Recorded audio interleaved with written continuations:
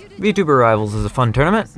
I've gone over it before, one of my only videos on this channel, actually. The video covered Vtuber Rivals 2 and my experience over it. This video is going to be a continuation of it, both literally in transition of the tournaments 2 to 3 and how I've been holding up on both. For those of you that don't have the time for an hour or so long video essay before this video, here's a quick recap. A friend and I found out about Vtuber Rivals 2, made a team, and didn't make the deadline to get into the tournament. Our team agreed to meet together for Vtuber Rivals 3, the staff reserving a slot for us. 3 days before the event, I got picked up to replace a Vanguard player on Team Legacy, whose captain was Mochi Mochi, who came up short for the Vtuber Rivals Goddess Edition tournament, so she wanted to make up for it by winning Vtuber Rivals 2. One more member of Legacy got replaced less than 48 hours before the big day, and I believe I improved a lot in that time. When the day came, we went undefeated up until Grand Finals, where we barely cinched the win from Team Unemployed. After our celebrations, it turned out that our team would be deemed eligible for being considered champions, as the second replacement actually violated the rules, where there were too many non-VTubers on the team, an issue that would have not occurred if Taiga was not replaced with Dylan. Drama exploded, Taiga blew up, everyone from Legacy was banned from the Vtuber Rivals Discord, and my friends fought for my inclusion back within it. That's about the gist. After about a month, I posted my video and felt some level of bittersweet satisfaction, and then got a message from Philip in the Discord. Vtuber Rivals 3 was coming up and Team Bottom Text had a reserved spot. While Choshiri should have been captain and taken charge, there was some complications between Bottom Text agreement and the current message, so I was basically defaulted to the position for the time. I grabbed half of the original Team Bottom Text through Choshiri, Ratkinken, and Shenarier, then needed to pick out 2 more members to fill out the minimum. I went ahead and grabbed Tech Taiga, saying that he should be able to play the tournament this time around, that we can finally play together like we were excited to do in the first place. With 5 picked out, I figured out who I wanted to be for a 6-man. I turned to my family, Rafael Cormos, and I also turned to my best friend AJ. I gathered a team of 7, where someone would be a substitute in case we needed a 6th guy. Vtuber Rivals 3 had a little bit stricter rules, having a limit to singular non-VTuber being allowed to in-play at once, so that let my boy play with us. I made sure to double, triple, and quadruple check with Philip that our team was not in violation of any rules and that we were good to go, and thankfully we were. We got a big okay from staff, and I was relieved. I didn't want things to go how they did last tournament. The team was well under the point cap for team building. I knew that well. A majority of our players was considered low elo in Rivals, anywhere between bronze to platinum in average. It was a far cry from Mochi's perfectly min-max team to hit the cap exactly, built to claim victory she so desperately craved. My team was built to be a mix of things near and dear to me, both the team I was meant to play in and a team of people I consider family. I didn't care about winning, I just wanted to play and have fun with people I cared about. I wanted to disregard winning entirely for the sake of just having fun, like I should have in the last tournament. I'd mixed together the team I wanted to win and one I didn't care about winning with. I just wanted to participate for myself. I joked that I wouldn't go full Mochi on the team. Everyone would participate if they wanted to. I wouldn't bench anyone, not permanently. Or use of 7 people in a 6-player game would be strategy, not just consolation. I wanted to have a different person swap out each set so that our team would be unpredictable and that everyone would get to play consistently throughout the tournament. We got individual practice in each day, either by ourselves or in small groups. We'd play customs, we'd play quick play, ranked in our little groups, some of us learning new heroes in the process for the sake of the tournament. We got individual practice in each day, either by ourselves or in small groups. We'd play customs, quick play, and ranked in our little groups, some of us learning new heroes in the process. I would personally take the time to VOD review with people to give them pointers on things to improve on or habits to try and break. It went well for a couple weeks, but something changed. My heart started to hurt, and I couldn't place why. I asked Raph to stay and talk for a bit after we were done for the day. He's my family, and I guess I just felt like catching up. We chatted for a few hours, long past the point where I should have went to bed. We talked about anything I could think of, and I didn't want to leave. But eventually I did, and sleep wouldn't take me. I stayed awake into the morning hours, thinking alone in the dark. I knew in my heart that Raph didn't want to be in this tournament. Hell, he didn't even like Rivals in general. He was here because I asked him to be. There because of someone on the team. He picked up the game because I asked him to. He joined this tournament because I asked him to. I was putting so much pressure on him to be a part of this, to improve, to play a game he didn't like and compete in when he hates competitive settings. That's when I realized that's exactly what Mochi asked Brave to do.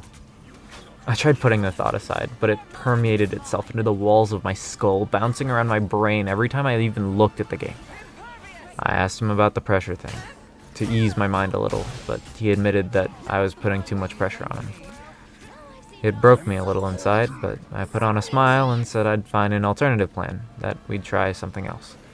See, Raph liked to play Daredevil, specifically because of how much radar sense worked out for him. Most people hated not being able to see, but Raph found it incredibly useful to have contrasting colors with a dark void, enabling him to see better. I wanted him to embrace that. Considering the Devil was one of the absolute strongest characters in the game, if Raph was going to be able to play the Devil, he would need to be so much better than he currently was. One of the tricks that got myself and Chess better at dive was diving together with Psylocke and Spider-Man. So we tried diving together. He'd call out his target with Devil and I'd swing in to help him. I was really happy that it worked out and he was willing to try and plan more, saying it was much better. Then the next day came. We had our first skirmish, a skirmish against Celestial Roses, a name that I found quite familiar. This team was the last skirmish I had with Legacy, the night before VR2. I felt great at the thought of facing a team I already had, but when the skirmish started it was rough. Not a single point was ours to take. They put us down, over and over. It didn't matter what call I made, what teams we practiced, we got slammed. Taiga and Ken needed to start making calls in my place, and we started performing a bit better. But then Taiga told me how Iron Fist worked, and I snapped at him. From then on, I mostly played silently. After it, we wished them a good night, thanking them for the games, and in my silence, I just left. My heart ached. My head wasn't in the game anymore, and I didn't trust my mouth at the moment. I sat alone, thinking about how miserable that was, realizing what I just did. Not just snapping at Taiga, but what I signed us up for. Half of Team Bottom Text was made out of VTubers who competed in Vtuber Rivals before, players that were familiar with the competitive setting and were here to win. The other half were low elo players that I brought on because I was selfish and didn't care about an important aspect of the tournament, the competition. There it was again, another Mochi comparison in my mind. I built this team out of selfish desires, wanting to make up for the last tournament, willing to put people I cared about through hell because I couldn't get over what the results were. No matter how much I smiled and said I was over Vtuber Rivals 2, I never was. It hurt. It hurt a lot to put myself through the ringer for strangers in a tournament I wasn't supposed to play in, to play our hearts out and go through emotional stress to win it all, then for the entire community to shut you down and say you don't deserve it. Then when I go to Team Legacy for some level of closure, I get a singular response. Every form of contact with them gets deleted and I'm left alone with no one to help me understand what I'm supposed to do in this position. What do I make of anything, or even to try and work through it together? Sure, that hurt, but what hurts most is the fact that it was the right decision. The staff made the correct decision. They rolled back the result because our team violated the rules. And by extension, that right decision to me means everyone was right. We didn't deserve to be called champions. We weren't supposed to win. We weren't even supposed to play. I'm a small creator with no one to turn to, no one to understand or hear my story. I thought Vtuber Rivals was my opportunity to get out there, make new friends, and make a name for myself in the VTuber space. But the main thing I got was this overwhelming feeling that I shouldn't have tried, that I'm not allowed to accomplish my dreams, that I should quit. And now, after putting my friends and family through that train wreck, I don't think I'm good enough either. When they need me for guidance, I can't offer any, and I run off to cry by myself. A day passes, near radio silence from me, Taiga taking over the team in my stead. Ahead of time, we had scheduled skirmishes 3 days before the tournament. I didn't want to be here. I was hoping the other 6 would play without me. And yet I had to play every game. I played like shit. I raised my voice at my family. Went silent and then left as soon as I could again. 3 days before the tournament again. I'm feeling the opposite of how I did the first time. No excitement. Only dread. I wanted to quit. I wanted to run away and never be heard from again. There's another scrim tomorrow. Friday's a break. Hopefully I can fix myself by then. Then Saturday would be the big day. Just like before, I went to I Heart Justice, but not to celebrate my participation in the tournament this time. I seeked guidance, some level of it, from the only person that both could possibly conceive my situation and would actually reply back. Godsend that he is, he responded, telling me to beat that imposter syndrome through action, go out and prove that I can win, take the tournament by storm. I took it with a sad smile and I left it at that. Thursday now. One last skirmish to try and get even a round over another team. While getting ready for our skirmish 2 hours early, I received an invite from someone named Takeshi Darkfall. He was a candidate for the original Team Bottom Text lineup for Vtuber Rivals 2 before he decided against it. They needed 2 fill-ins for their skirmish against this hodgepodge melt of randoms. Chest and I joined the randoms and were immediately kicked in the ass.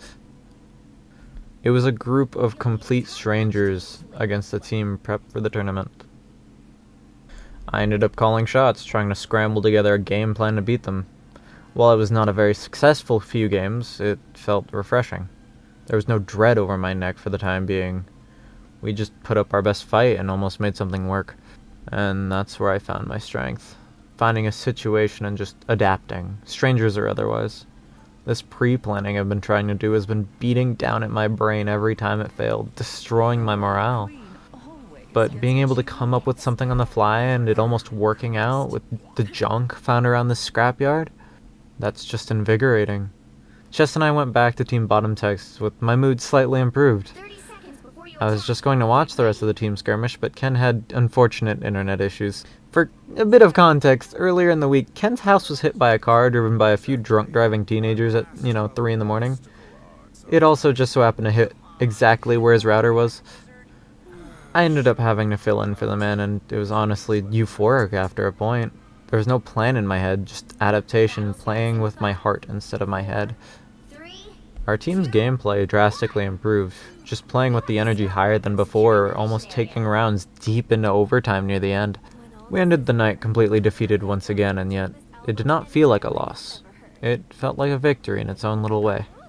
Friday was the last day before the event, and truthfully, we didn't play much of Rivals that day, but we sure saw a lot of it.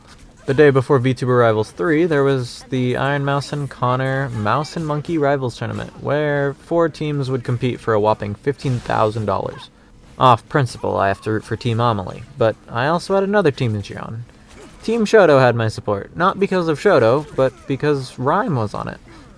Rhyme was part of Team Unemployed in Vtuber Rivals 2, and was a key part in my willingness to even participate in this one, and they were going to be unemployed again the following day. So we watched Mousie's tournament all day, and both teams I wanted to win got kinda murdered. It was a fun watch though, that's for sure. And the day came. November 22nd, VR3. Just like last time, we assembled before the tournament and we put together our matching PNGs, this time drawn by Chashiri. Our favorite characters' outfits and rivals on our VTubers, sitting on a bench together. Everyone would be benched this time. No one would be alone on the sidelines like Taiga and Brave were. Then, when the tournament started, we won our first round. It was an immediate change. After losing every single round in skirmishes, we picked up our first victory. And then we lost literally every single round to follow. Every single one. And guess what?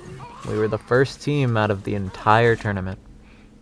We played a few games afterwards, messing around with the idea that we would, play quick play while changing who was on BP like it was musical chairs. But after that, I went silent, sitting on the shared stream, watching chess play competitive. I felt empty. I thought I'd feel fulfilled some closure, anything. But I felt nothing at all. I sat quietly for hours trying to make some sense of it. I didn't want to win. I never cared about the money. I had fun. But why was it so void? Then that vacuum, it was filled with realization of what I actually craved. I yearned to be seen. I wanted to take the stage again. I wanted to prove that I'm good enough to stand there among everyone else. That I'm someone, not just someone who filled a spot. Yet the losses today, they proved the opposite in my heart. I just filled a spot on Legacy. I just filled a spot in this tournament. Legacy could have picked any tank player and probably still would have won. If that weren't true, surely we wouldn't have been wiped out so miserably today, yeah? That connection I made, I know it's not true. There were so many other factors at play for both today and VR2, and yet it lingers as if it were the truth laid bare within the stars themselves. I didn't watch most of the tournament from there. I sat in solitude, trying to fix my head. And while alone, I heard news that Unemployed had won Grand Finals, being crowned champions back-to-back. I'm happy a friend won, but I don't know where I stand currently on my emotions with Vtuber Rivals or Marvel Rivals itself right now. I don't know if I'll compete in the next one, truthfully. If I do, it's likely just to try and prove myself, prove that I'm something. It's not gonna be to prove that I can win, but that people see me, that my presence isn't inconsequential. Either way, these last few months have changed my life. I've met new people. I've suffered in such a unique way. I don't know where I'm going from here. But I know that Vtuber Rivals has irreversibly changed me. I don't have a plan. I've never been great at those. But I'm going to take on whatever comes next with whatever I've got. And maybe you'll be there with me.